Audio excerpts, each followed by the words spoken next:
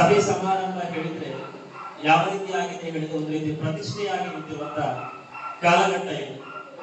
ನಾನು ಮಾಡಿದಂತ ಕೆಲಸ ಎಲ್ರಿಗೂ ತಿಳಿಬೇಕು.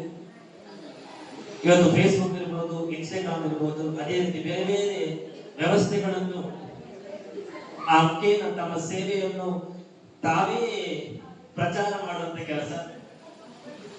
ಅದೇ ತರ ಎಲ್ಲ ಕೆಲಸಗಳು ಪ್ರತಿಷ್ಠೆಯಾಗಿ ನಿಂತಿವೆ. ಅಂದ್ರೆ ಯಾವುದೇ ಸ್ವಾರ್ಥವನ್ನು ಬಯಸದೆ ತನ್ನ ದಶಮಾನೋತ್ಸವವನ್ನು ನಿಸ್ವಾರ್ಥವಾಗಿ ಮಾಡ್ತಿರುವಂತ ಕೆಲಸವನ್ನು ಬ್ಲೂ ಬಾಯ್ಸ್ ಫ್ರೆಂಡ್ಸ್ ಕೌನ್ಸಿಲ್ ಅವರು ಮಾಡ್ತಾ ಇದ್ದಾರೆ. ನಿಜವಾಗಿ ದೇವರ ಕೆಲಸ. ನಿಜವಾಗಿ ಉಳಿಯುವುದು ಕೀರ್ತಿ, ಅಳಿಯುವುದು ಕಾಲ, ಸೇರುವುದು ದೇವರ ಮಾಯ ಹೇಳಿ.